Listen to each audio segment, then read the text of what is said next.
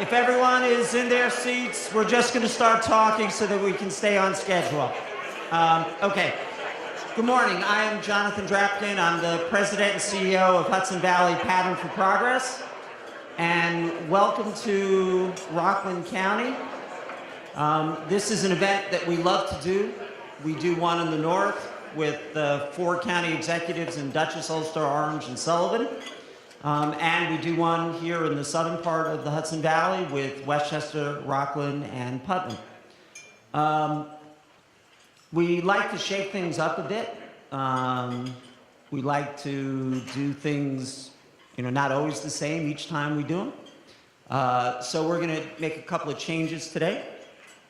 In your program, I am listed as the moderator, and there will be someone else moderating today. My staff voted. I got outvoted. I talked too much. And we want to make certain that we get through all the issues that are important to all of us. So I just want to do something else a little out of character, which is there are 3 people that I want to recognize this morning. And 2 of them are sitting right there at the head table. Al Samuels from the RBA.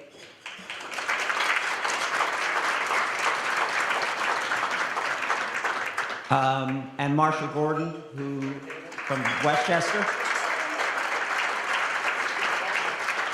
And the 3rd person I want to recognize is my predecessor in this position, who works down here in Rockland, which is Mike DeTula. And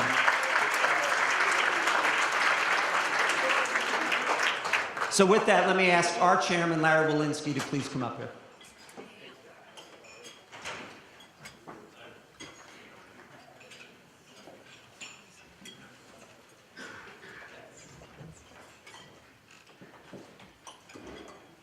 Could we all rise for the Pledge of Allegiance?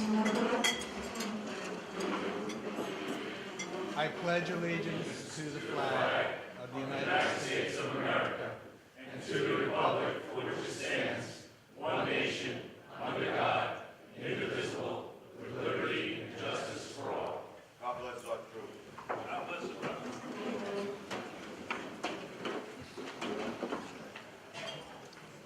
Good morning, everybody. It's a beautiful Hudson Valley morning. My name is Larry Walensky. I'm chair of Pattern for Progress. I guess the first thing I'd like to do is thank our county execs for attending today, give an official thank you on behalf of the organization and our board of directors, Ed Day, Bob Astorino, and Mary Ellen Odell. And this is a wonderful event that we have in 2 parts of the region. We have our northern event and our southern event. That's because this event has become very popular, and we can no longer get everyone together in a single room. It's a matter of logistics. But I guess that's good news and speaks to the importance and the interest of what our county executives have to say on the issues, and particularly the challenges that they face every day in the region. I'd like to take 1 second just to recognize those Pattern board members who are with us here today. So if you all could please rise and be recognized as a group.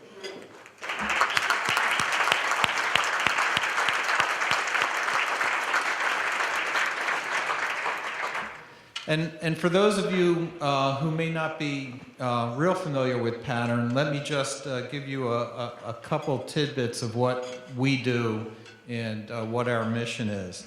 Our mission at Pattern is pretty simple. It's to view everything about the Hudson Valley in a regional context. Our core belief is that the quality of life in the Hudson Valley is dependent upon looking at issues regionally and developing regional solutions to regional challenges. So in line with that belief, we have created this event to bring our county executives together to discuss some of the common and increasing challenges they face and to see how they can work together collaboratively, regionally, in fact, to address those challenges. And So we are a regional organization, and we have a mission to look at things in that context and develop solutions in that context to issues that we identify over the course of time. We are, in fact, approaching our 50th anniversary. And as we get to that point, our work is becoming even more important, more extensive, and more significant. We would ask all of you folks who may not know us well to please reach out to us, talk to us individually, get to know us better, become involved, join our efforts. If you're not a member, we'd love to have you. I think you'll find that there is a lot of value in being a member of this organization. So at this time, I'm going to turn the podium back to our president, over to our Vice President of Strategy, March Gallagher, and she'll be introducing the county executives more formally and laying out the program for this morning. So thanks again.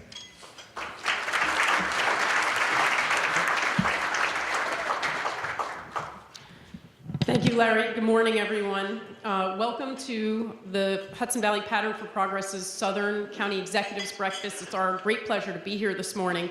And I just want to note that this event would not be possible without the generous support of our sponsors for this event: Westchester Medical Center, AKRF, Central Hudson, Chase, Connor & Associates, Construction Industry Council, Holt Construction, Keen & Bean PC, Marshall & Sterling, Mohonk Preserve, Monticello Motor Club, SUNY New Paltz, and Vanacore de Benedictus di Giovanni and Waddell. As you may know, with support of our membership and sponsors like this, Pattern for Progress has been providing critical policy research in the Hudson Valley since 1965. But we're not here this morning to talk about Pattern for Progress. We're here to learn from our leaders in the region about governing during tough times. So joining me to moderate our panel today is Pattern board member and principal member of the law firm Keen & Bean, Rick O'Rourke. Rick, if you could join me on stage. Thank you.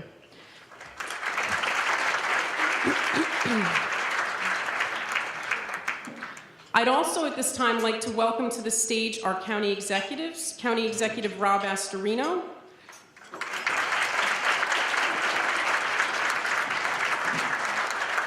from Westchester, may I add, Rockland County Executive Ed Day,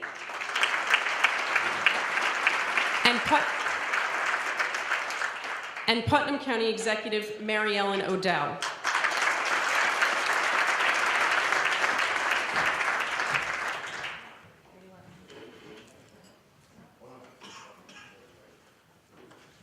County Executive Day, would you like to say a few words of welcome?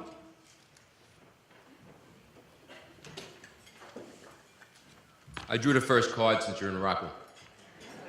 Anyway, I want to thank Patterns for Progress. I think Jonathan's comments about liking to shake things up is an understatement. I recollect a couple of years back, the RBA, our Rockland Business Association, commissioned the Pattern for Progress to take a look at Rockland's finances. And I was very happy as a seated legislator at the time to provide as much information as possible, because I looked at the critique as a sounding that we needed help. And I want to publicly thank Pattern for Progress and the RBA for that report, because it did wake a lot of people up. Of course, now I'm stuck with it, but that's okay. I also want to acknowledge my colleagues, Mary Ellen Odell and Rob Astorino. I'm the rookie in the block, appearances aside, but I appreciate them coming over here as opposed to putting me through rush hour traffic to go over to their end of the river. And we have a lot to discuss with the Tappan Zee Bridge, naturally. But I just really want to thank the sponsors for their helping us out with this event today, the Crown Plaza, and essentially welcome you to Rockland County. We are on the upswing here. Hopefully we'll touch on a number of those issues today. But Rockland's back, and we're going forward. And again, I just want to thank you all for being here today. Thank you.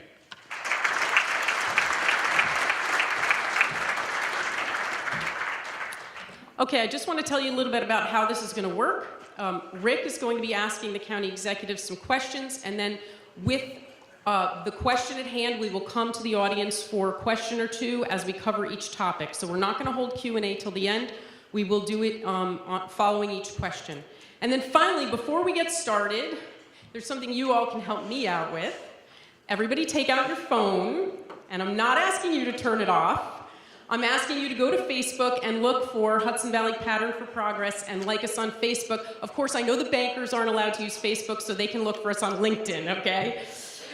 No, all joking aside, if you do follow us on social media, you will learn about our research and future events. And speaking of future events, we have an exciting one coming up May 19th. We have an infrastructure conference, a regional infrastructure conference. There's material on your table, and you're all invited, and we hope that you'll consider attending.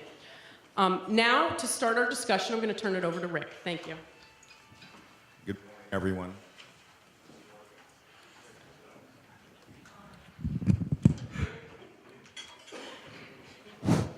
It is, okay. Good morning, everyone, and good morning, and thank you for your service. Having been involved one way or the other with government over many years, I recognize the trials and tribulations that each of you has, and your leadership. So, is this working? Let's start with you, Mary Ellen. All right. There's no question that counties have a great deal of concern over costs that are forced upon them by state government in the form of mandates. And rather than spend time... How's this one? You want this one? Hello. A kiss is but a kiss. No. All right. So anyway, this one works. But rather than spend time this morning discussing or elaborating on that issue, which we've heard about in the past in terms of mandates, let's hear things about what the counties can do. And Mary Ellen, let's start with you and see if you can share with us some of your thoughts or what you're trying to do, in particular in the area of Medicaid fraud. There was an interesting article recently in the Journal News about one doctor that billed $20 million in 1 year. In any event, we know it's a problem, and we know there's a mandate. What are you doing? Can I have that back? Thanks. You know, it's interesting. You said we don't really want to talk about mandates, and I think that with my colleagues here on the panel, we absolutely want to talk about mandates. And you know, the new buzzword is property tax relief, and this consolidation effort that we're supposed to be in charge of to rebate back the taxpayers. And to me, in my mind's eye, that's really just, again, just using a different term for really not identifying really what the problem is. And it is all about the mandates. You know, in my county alone, for every $100 that a taxpayer writes a check for, $70 goes right up to Albany. And that leaves me as the county executive with only controlling 30% of my budget. And in that 30%, I'm responsible to provide safe roads and social services and keep our outside agencies that to me represent the quality of life issues in our county, such as our libraries and our Humane Society and Cornell Cooperative, and all of the reasons that people come or stay in Putnam County. So, you know, when you talk about mandates and you identify what would be the largest one in my county, it's Medicaid. And what we've done while we're waiting for Albany to do something, of which they have not done anything, to help close loopholes or, in fact, help identify accountability and efficiencies, what our administration did was we hired a consulting firm. The Bonadeo Group came down, and within a couple of weeks, they were able to identify cases that were not eligible for Medicaid just based on identifying where there was some misrepresentations, if you will, in the applications. And within this short period of time, we were able to avoid 72% of the applicants, and that provided us with a cost avoidance of $650,000, which is just about my cap for the year. So we were able to do that with a very small contract, and at the same time, we were able to enhance the skill set of our county employees who really have been struggling with all of the nuances and all of the technology that lays itself out in the Medicaid applications. And so, to us, it was a double win. Now, if you look at those numbers and you roll them into the numbers that my colleagues here have, if I could capture $650,000 in my beautiful neighborhood of a county, you can only imagine what you would capture. So just to put things in perspective, the Medicaid numbers that I deal with, I have 6,000 Medicaid eligible recipients, which is supposed to be there for those who cannot afford health care. And that costs my county $10 million.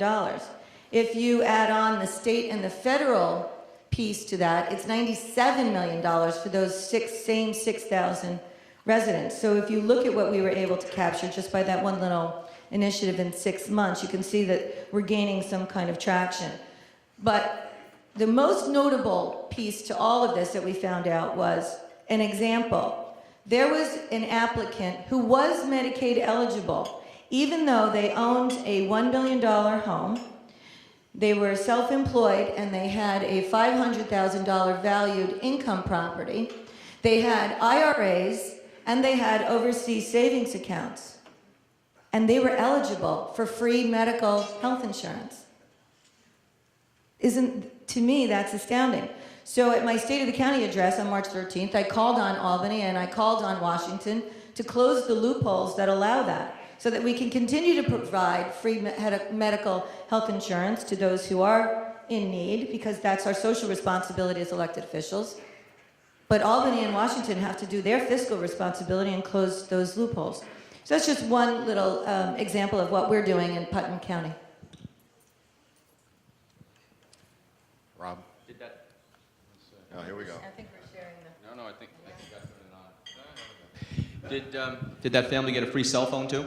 No. It is. First of all, it is great to be here in Oneida County.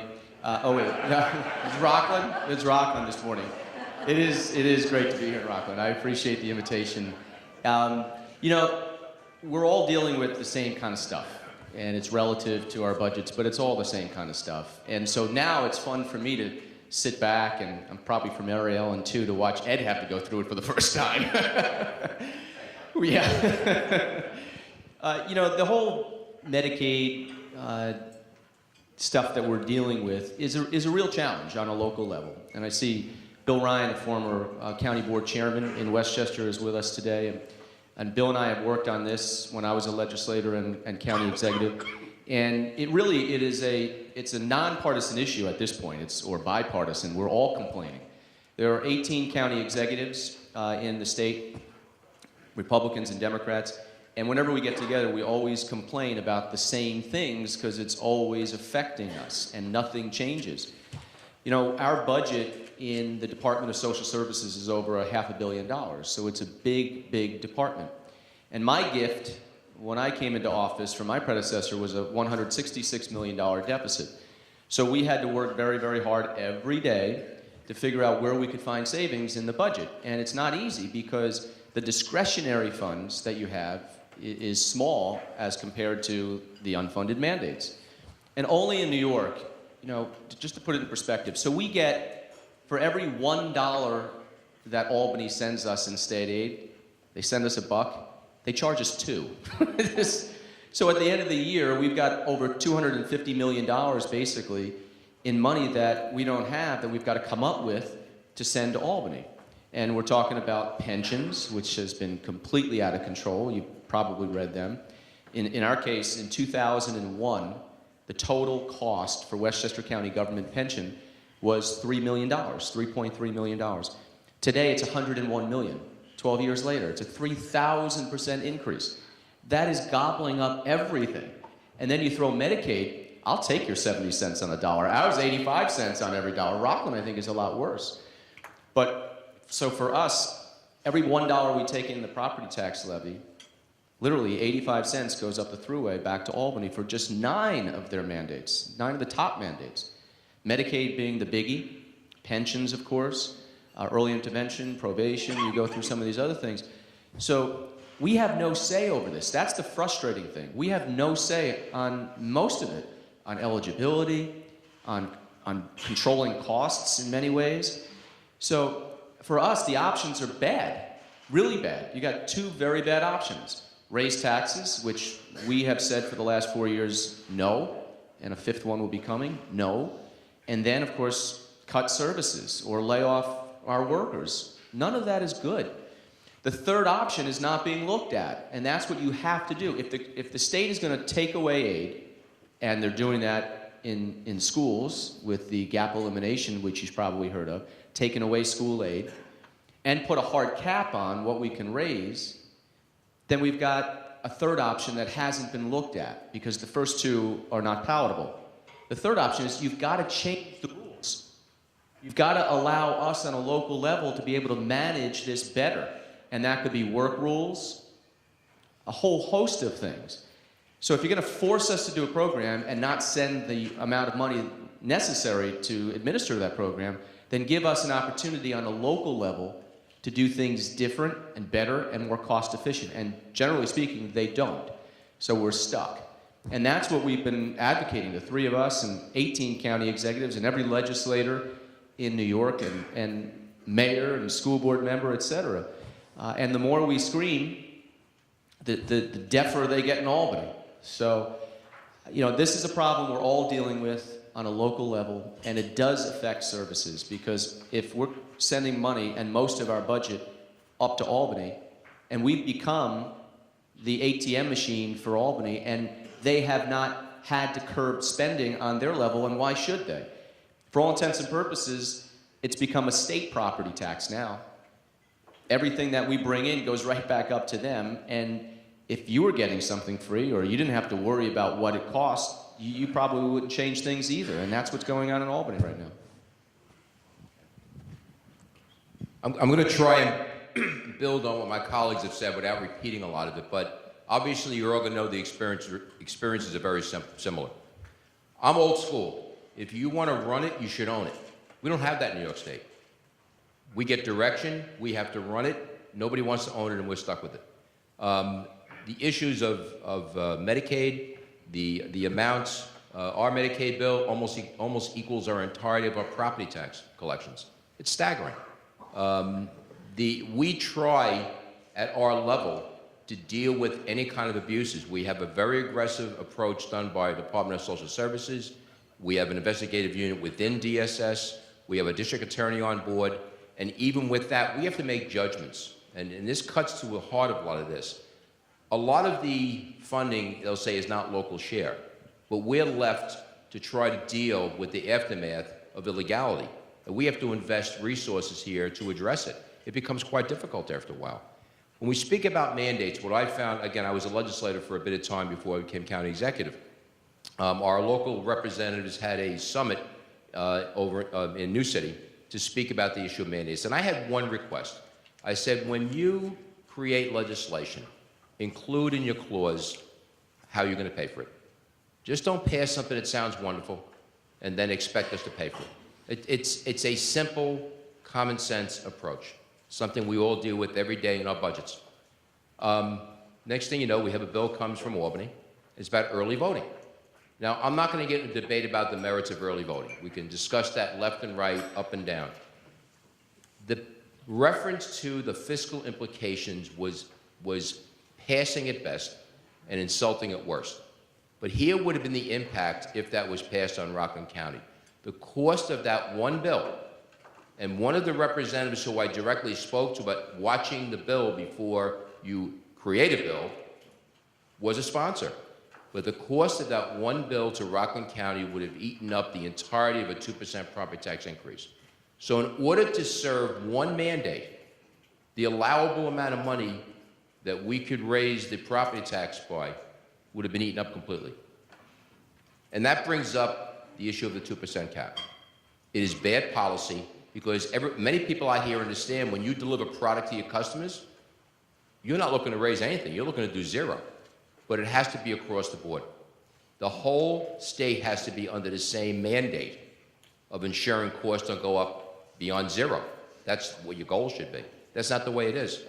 Our 9 and 90 mandates go up 6, 7, 8% a year. In order for us to satisfy it in the counties, people in the counties have to give up the things that are dear to them to satisfy a state mandate. I think that is inherently wrong.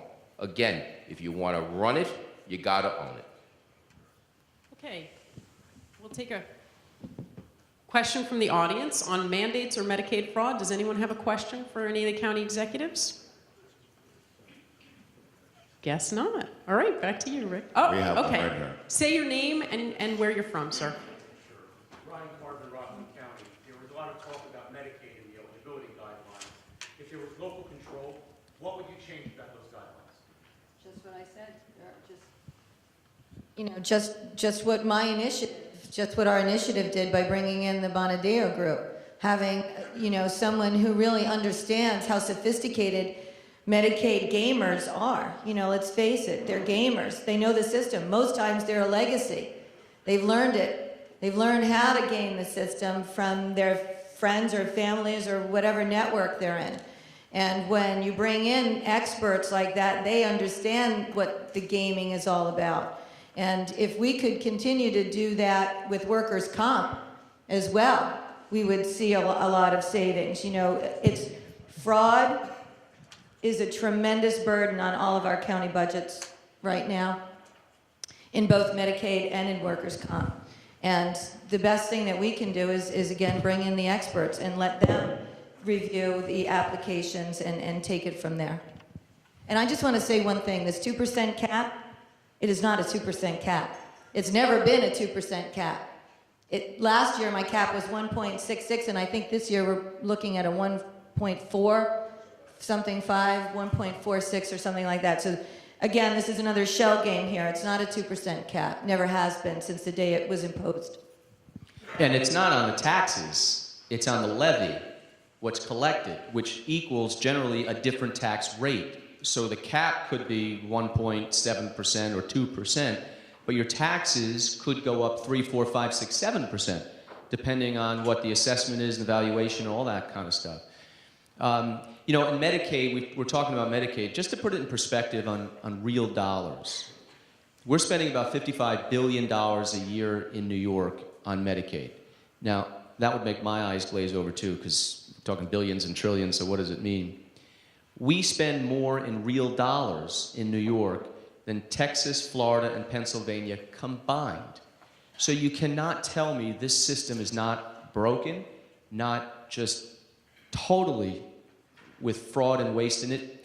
The problem is we need to make sure the money is there for people who are eligible and who actually need it, because all the money that's being thrown overboard in waste and fraud is costing us dearly in other things, like parks or police or whatever else we want to do on a local level, because that money should be going towards that.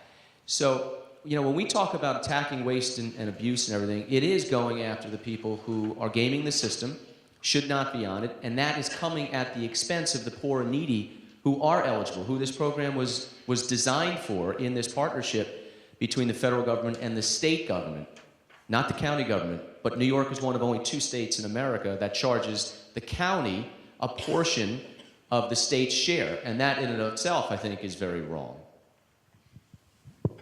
Anybody who just listened to that and doesn't understand that this system is broken is just not listening. There's no other way of putting it. New York State and their relationship with Medicaid is absolutely out of control. It makes no sense in any way, shape, or form. And to the point that my colleague Rob just made, there are people who genuinely are in need, who are waiting to get help. And there are folks who are gaming the system.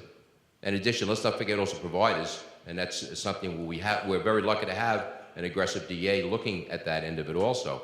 But there are people looking for help and people who are gaming the system, who are ahead in the line, and those truly in need are not getting it. We have to, as a society, understand something. We are there to help people in need. But we have to take a step back and listen to commentary such as what Mary Ellen mentioned about the application process. When do you truly have need? When you have cars, when you have a house of $500,000, it just shocks the senses to the average person. I'm a middle-class kid from Brooklyn. It's as simple as that. My way of being raised was you bring children to the world when you can afford them. When you have your children, you try not to be a burden on even your family. Burden on your government? Absolutely not. it's a self-reliance that I think we need to have back in our country, and it's a self-reliance we need back in our counties. And the state has to understand they got to partner with us and deal with what clearly is a broken system of Medicaid. Because if they don't, what's going to happen is there'll be no money left. This model just cannot continue. Think about Medicaid. Think about the money that does not need to be spent by any measure when you compare to other states, compared to the scope of what we pay here. Think about what could be done in New York State and all our counties if that money was used in a different manner. Just think about that for a second. First of all, I can't stand the word entitlement. Okay, now it's become entitlement. So everyone is entitled to something. Well, it's a benefit. It's supposed to be a temporary need. It's supposed to be a temporary assistance. What's become now an entitlement for a long period of time with no incentive to get off that entitlement. And so where we find ourselves is a system that is on a runaway track, and it is gobbling up everything in a budget and consuming every dollar that comes in. Where we're at the point where there's nothing left for the other things. One of the things I think would be good is if the counties, and in New York we have to, if the counties are forced, and it is being forced, to have this partnership with the state, then what I would like is for the federal government to allow a waiver for New York in this way. If the counties have to pay for this, the counties have to run this, administer this, etc., then let each county decide what benefits above the federal minimums that they would like to provide for their own citizens. And each county can be different. If some want to be more generous, then that's up to them. That's fine. That's a public policy issue that the elected officials can have in that area. And if others want to be less generous or go to what they're supposed to do, which is the federal minimums, which this state is way above the federal minimums, but if they want to do that, then that's fine too. And I think that's a way we can have a public policy debate and conversation about how our money is spent locally. On those happy notes, let us continue as we talk about money. And Ed, God bless you. I think we're all well aware of, those of us that are not residents in Rockland County, we certainly read about the fiscal crisis. And we've read about, unfortunately, how close to bankruptcy. And what are some of the steps and the measures that you are taking right now, which must be a very formidable task? What are you trying to do to pull the county out of the fiscal shape that it's in? And for those who are not paying attention, I inherited something similar to my colleague, $145 million projected deficit as of the end of last year. Third week of January, we're $42,000 away from defaulting. $42,000 away from defaulting. To say we're in crisis, it would be an understatement. This is something that took a number of years to get into, and I referenced that earlier with the Pattern for Progress report. It's going to take a number of years to get out of it. However, you have to take the first step of the journey. First thing we did, we send a message. I took a 10% pay cut. Now, I can guarantee you that is not going to solve the fiscal crisis of Rockland County. I'm well aware of that. I'm not that well paid. But I guarantee your wife was happy with that one, too. She said, can I get 10% more time home? But that was a message, and I actually introduced that as a legislator before I became county executive. My office, 10% less cost in salaries. There's a narrative here. It's starting to take root. Operations of government. I found an organization. I use the word organization because I hate the word government for a reason.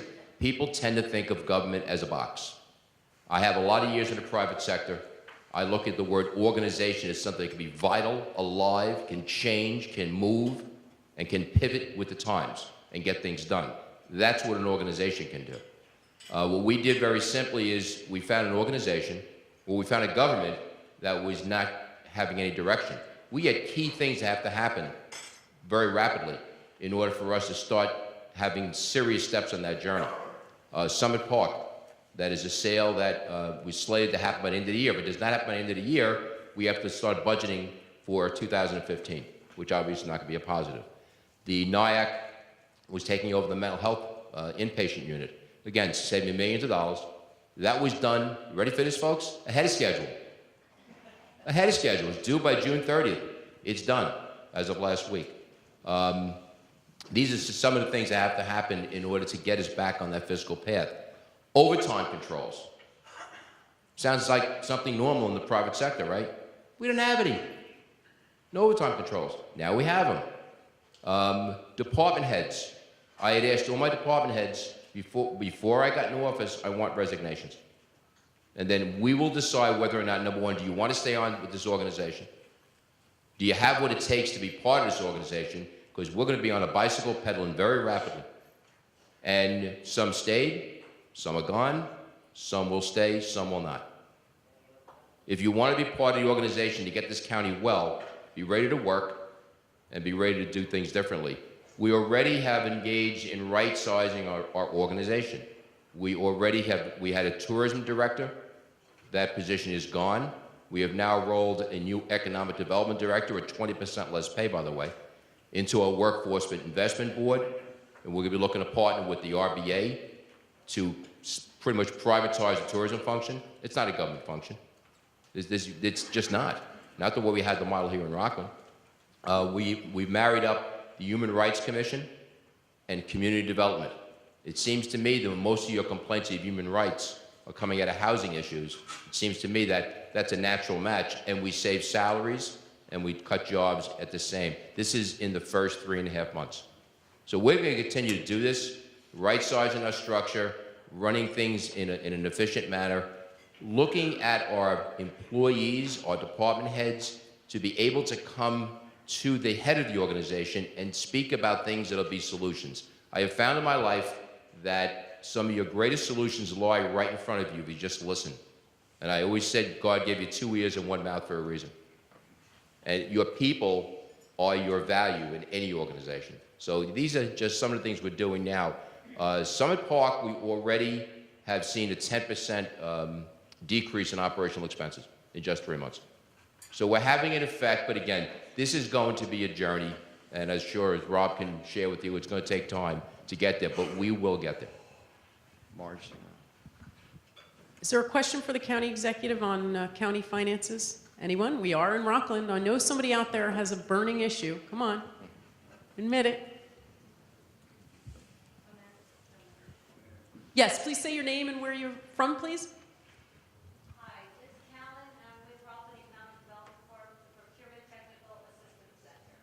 This is a personal thing, and I don't know if the counties have any ability to do this, and this is not about changing the rules and regulations, but maybe a short-term help.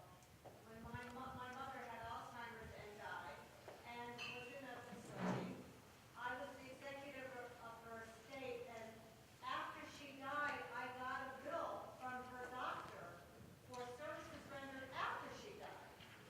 So I would love to report this guy, but I don't know where to go. And maybe if the counties put up some kind of a website or a place for people who are aware of the abuse, but just don't know where to report it, this would be very helpful, and we would probably save a lot of money.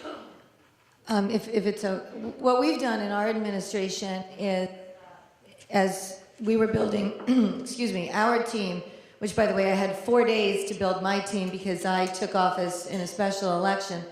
I restructured my administrative office, my county executive's office, and I added a position for constituent services. So I have a director who was already part of the county workforce as a investigator. And we task him with different cases of fraud or constituent concerns that go all across our constituents' troubles, if you will. You know, whether it's something as far as billing, or if it's road repair, or if it's concerns about school issues. That position is basically there to direct the constituent to the proper authority where they can get the resources and the information they need in order to solve their problem. And it's been very effective, and the prior county executive did say to me he wishes that he had had that in the short time that he was there, because you can spend so much time as a county executive in your responsibilities in helping your constituents in those issues. You're compelled to do that. I feel compelled to do that. But having that position in our office allows me to be able to focus on the fiscal issues that are, and to deal with the business leaders on a daily basis and still let our constituents get that hands-on approach from the county executive's office. Liz, what I would say also is that I have high expectations of my organization. We have an InfoRock. If there is a question of any nature as it relates to the county, you can call InfoRock, and they're supposed to direct you for help. If you cannot get help with the final analysis, if you're not getting the answer, you call my office. I've told this to many, many people. We're reachable in so many different ways, via the website, via your phone, and, you know, government should be doing things to help people. That's their job. So if there's any kind of issue like that, worst comes to worst, you call my office. But there are many ways of getting assistance, and it's tragic to hear something like this. But, you know, again, it's really, if you're not being satisfied from trying to get through the government, just call my office directly. First of all, I'm sorry about your mom. I think one of the ways to attack this is to really start at the very beginning of the Medicaid process, which is what we're doing now in Westchester with our Department of Social Services.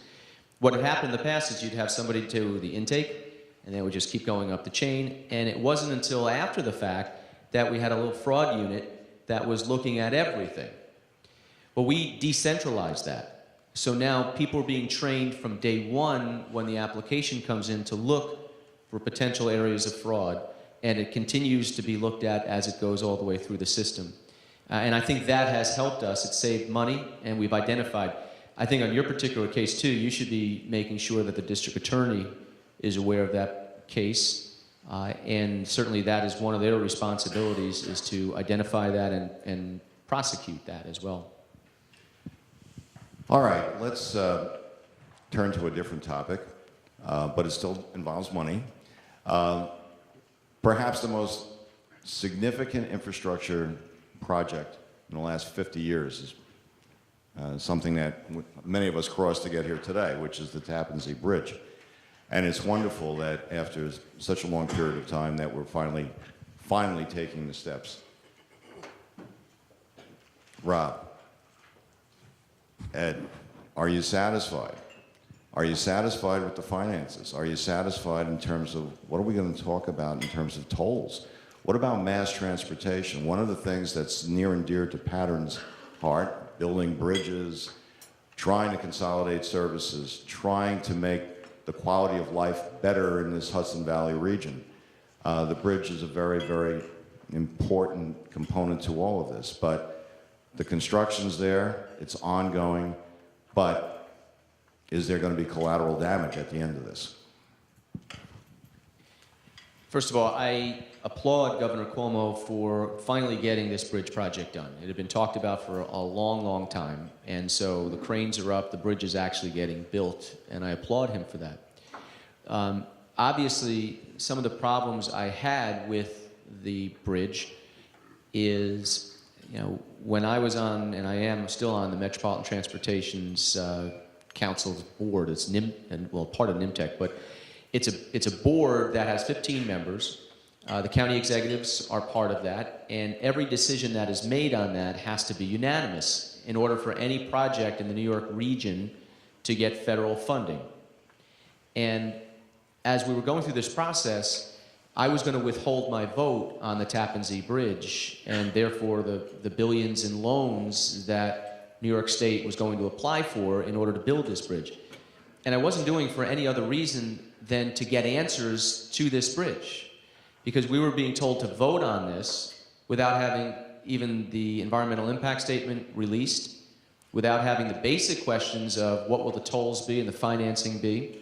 And probably the most important thing for us as a region as we were growing, the lack of mass transit on this new bridge.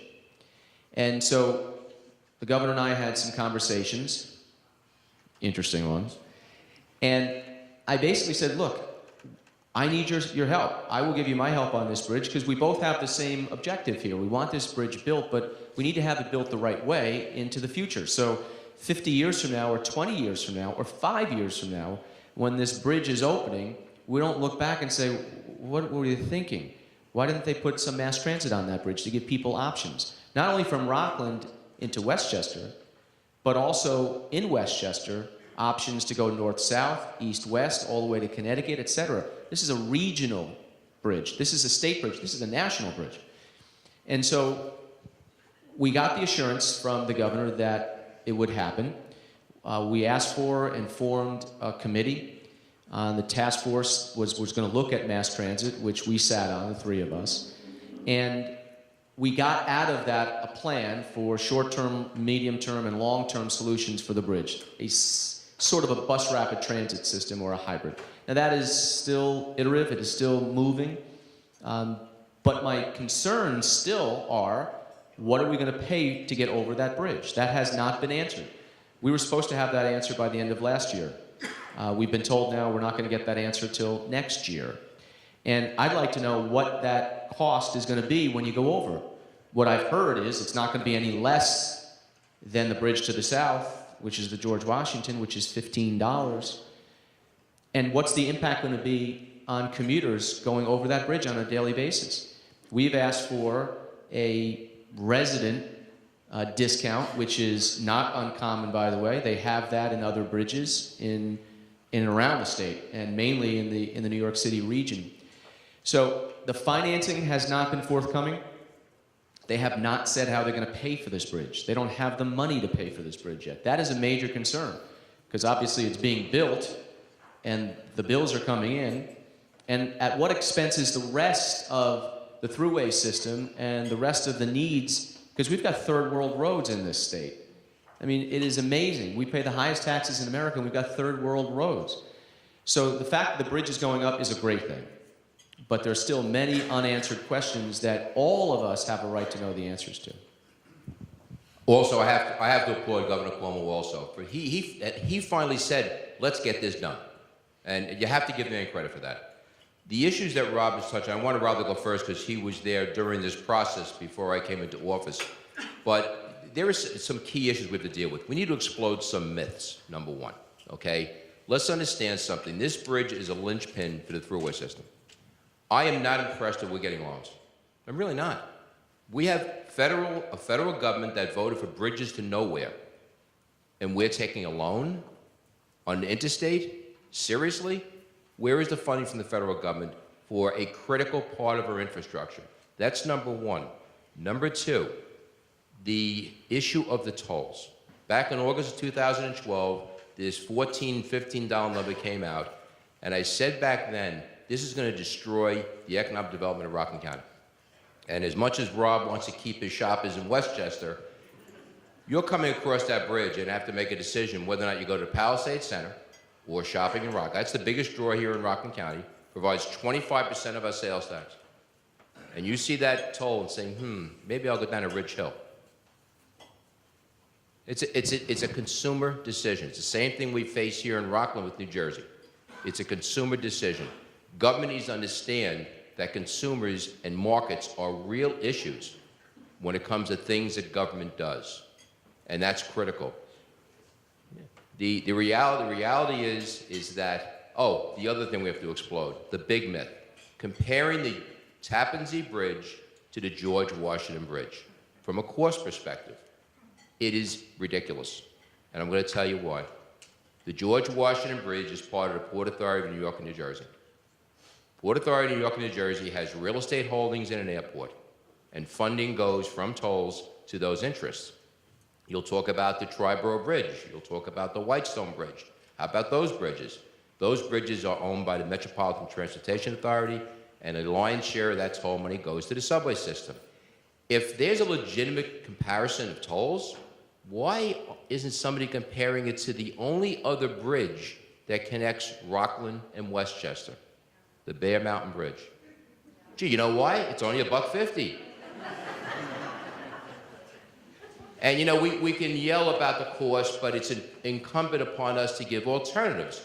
94% of the thruway's tolls go to the thruway, number one. Number two, some years back, the state legislature, because I'm presuming they wanted to have some more money to give away to make people happy, decided to take the canal system and have the toll payers pay for it. A 524-mile system. What the connection is between the thruway and the waterway, other than the fact if you're fed up with a car, you want to jump in the water, is beyond me. But that was a little sneak thing that was done. And even our Governor Pataki had criticized this, our controller criticized this. If you want to fund the thruway system, do it in the general fund or do it through a separate authority. Why do we have two authorities? Why do we have a bridge authority and a state thruway authority? We have two authorities. I keep hearing about consolidation. Well, here's a great one. Consolidate the two authorities. It makes no sense. So there are ways of doing this, but the reality is a toll of that magnitude is unacceptable. It's going to be an impact upon certainly Rockland County for sure, absolutely Westchester County, and maybe beyond. So whether it be discounts or anything, that kind of number is unacceptable. It really is. So when you hear about this comparison, I hopefully have just educated a number of you, if you weren't aware of it. Do not buy into this story, this fairy tale, that, well, after all, the George Washington Bridge, no comparison. It's a different situation, and we should have a toll that is commensurate with the reality of crossing into Westchester, not going to New York City. Mary Ellen, do you want to add something to this? Yeah. And, you know, in any project, the devil's always in the details, and we understand that. And, you know, with all of the travails about the bridge, there's one thing I think that we all need to recognize and embrace. And the fact of the matter is that transportation infrastructure projects drive the economy. And certainly in New York State, in my particular county, I'm a county filled with union families, many of which have been sitting and waiting for projects just like this so they could get that phone call to get back to work. And since the project and the barges are ready to go in place, many of my constituents are in fact back at work. And I think that what's troubling past this stumble, if you will, about the toll is I found out last evening at a Builders and Trade Council dinner event where all the construction industry union leaders were in a room. We found out that in the year 2014,